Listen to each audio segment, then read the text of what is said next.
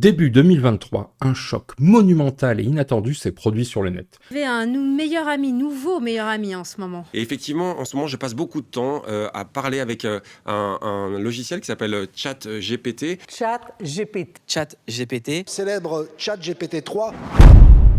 Si dans un premier temps il est devenu le jouet du grand public, très vite il a fait naître chez de nombreuses personnes la peur d'une obsolescence programmée de l'être humain et de certaines de ses capacités qu'il se pensait seul à maîtriser. Avec cette prise de conscience, sont apparues dans une sorte de fascination collective et d'opportunités créatives, quasi sans limite, d'autres intelligences artificielles dites génératives. Certaines, basées sur la création d'images comme Midjourney ou Dall-E, se sont même démocratisées, autant auprès du grand public que des dirigeants des grandes entreprises ou même des États. En France, par exemple, c'est Stanislas Guerini, le ministre de la fonction publique, qui souhaite que l'intelligence artificielle accompagne les fonctionnaires dans des missions du quotidien.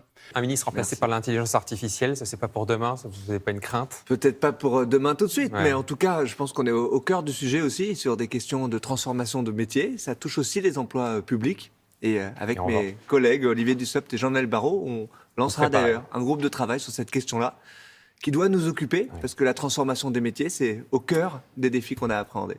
Si dans un premier temps c'est implémenté sous forme d'expérimentation, il est probable que ces nouveaux outils s'imposent et les usages qui vont avec. Pour de nombreux observateurs, l'intelligence artificielle générative est plus qu'un outil ou qu'une simple évolution. Il s'agit d'une révolution civilisationnelle et anthropologique. Jean-François Bonnefond, directeur de recherche en psychologie cognitive à la Toulouse School of Economics, parle d'un bouleversement dans la culture humaine, qui en termes d'importance est l'équivalent du retour des explorateurs de Chine, au temps de Marco Polo, les bras chargés de nouveautés comme la monnaie papier, et même de l'invention de la presse imprimée par Gutenberg. Dans le secteur du jeu de société, au sens large, mais surtout celui des jeux de plateau en particulier, l'arrivée de l'intelligence artificielle dite générative crée quelques controverses, notamment du point de vue de la création ludique, et surtout de ces illustratrices et illustrateurs qui voient d'un très mauvais œil ce nouvel outil, qui vient bousculer les usages et risque de transformer la nature même de leur travail. Des discussions qui déchaînent les passions sur les réseaux sociaux ou même en festival. Parfois même un peu trop, et si certaines et certains influenceurs n'hésitent pas à prendre position pour ou contre l'utilisation d'intelligence artificielle dans la création ludique, d'autres s'en trouvent victimes collatérales, à l'instar de Fabien Gridel, auteur du jeu Path of Civilization, dont l'intelligence artificielle a servi de base de travail et d'accélérateur pour la création visuelle du jeu par son éditeur, et qui s'est retrouvé bien malgré lui au centre de la lessiveuse, communément appelée polémique. L'utilisation de l'intelligence artificielle générative d'images doit être à minima questionnée, ça c'est clair. Si l'angle d'approche des opposants à cette utilisation a d'abord été à destination des consommatrices et consommateurs, sous un prisme un peu moral, appelant à boycotter les propositions ludiques ayant eu recours à l'intelligence artificielle générative, la dernière extension pour le jeu à succès Terraforming Mars, dont la campagne de sociofinancement qui s'est déroulée sur la plateforme Kickstarter, courant septembre 2023, a su convaincre plus de 19 000 personnes à les soutenir, pour un montant total dépassant les 2 222 000 $, et ce malgré la transparence au sujet de l'utilisation de l'intelligence artificielle pour les illustrations de cartes notamment. En cristallisant le débat sur ce seul sujet des illustrations, le secteur en oublierait presque qu'un jeu est bien plus que son visuel, qu'il est avant tout une expérience ludique. Et si, lors de vos prochaines parties, vos partenaires de jeu n'étaient pas humains? Et si c'était une intelligence artificielle qui s'installait, là, juste en face de vous, à votre table de jeu?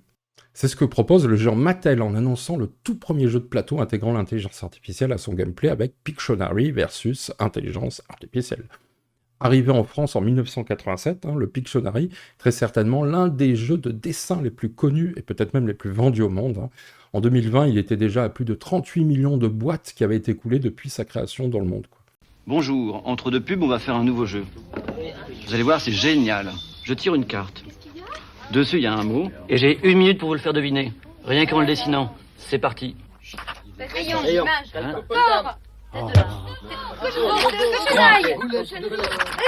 Vite Boudin Gros tard Gros tonton. Non, c'est Nathalie. Allez, allez, qu'est-ce que c'est ça?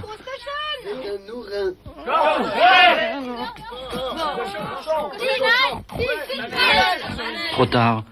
C'était truie. Une truie. C'est évident pourtant. Pictionary. 2500 mots à faire deviner en un coup de crayon. Vous êtes nuls. Je change de salle. Si depuis toujours, de nouvelles versions du Pictionary sont créées, C'est depuis l'acquisition pour 29 millions de dollars par Mattel au début des années 2000 que l'innovation s'installe dans les propositions ludiques avec notamment l'utilisation d'un support DVD ou même celui de l'électronique. Il n'est donc pas étonnant en fait que le géant du jouet se jette sur l'intelligence artificielle aussi rapidement, quoi. Alors si dans le jeu de base, c'est un joueur qui dessine et le reste de son équipe qui doit deviner de quoi il s'agit, dans la version contre l'intelligence artificielle, c'est l'intelligence artificielle qui doit deviner ce que toutes les joueuses et joueurs dessinent. Mattel a bien compris que le point faible de son jeu, c'est l'attente pendant que le joueur dessine.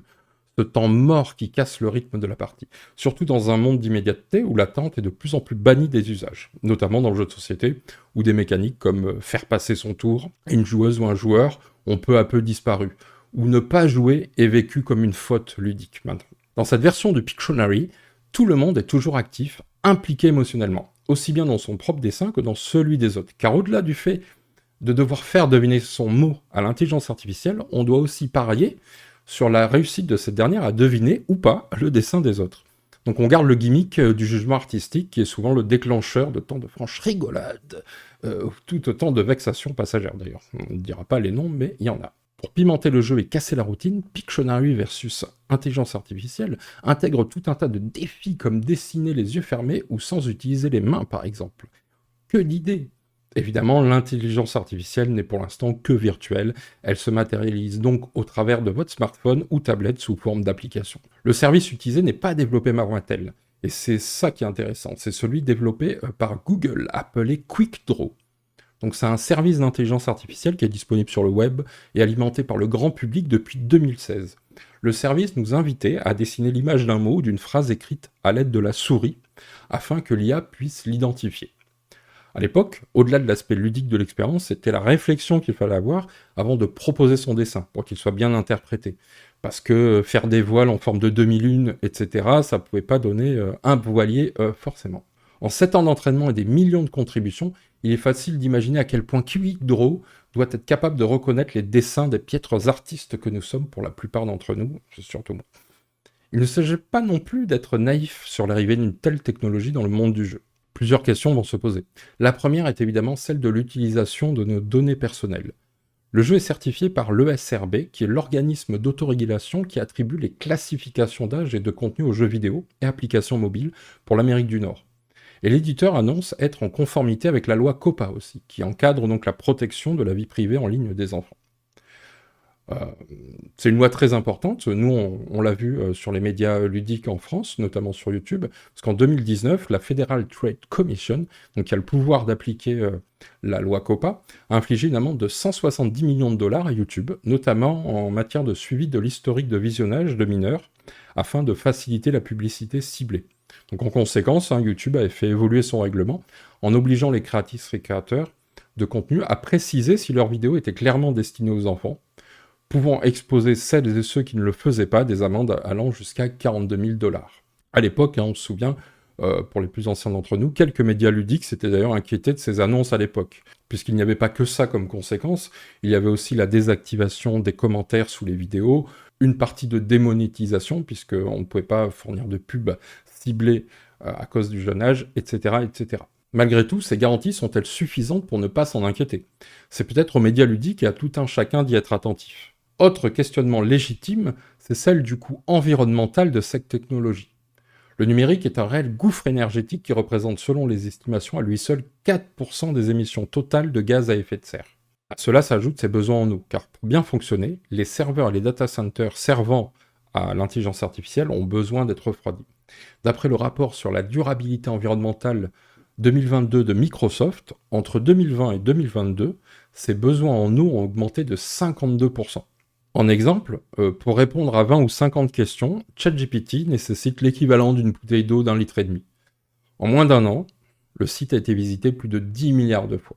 Alors que de nombreuses communes en France et même des pays dans le monde sont déjà en pleine crise hydraulique, ça pose de vraies questions pour la suite. Ce n'est plus tant Pictionary versus intelligence artificielle que l'expérience ludique versus l'environnement qui finira par devenir le cœur de notre préoccupation. Car il est plus que probable qu'à court terme, ces nouvelles expériences ludiques se généralisent dans les jeux de société.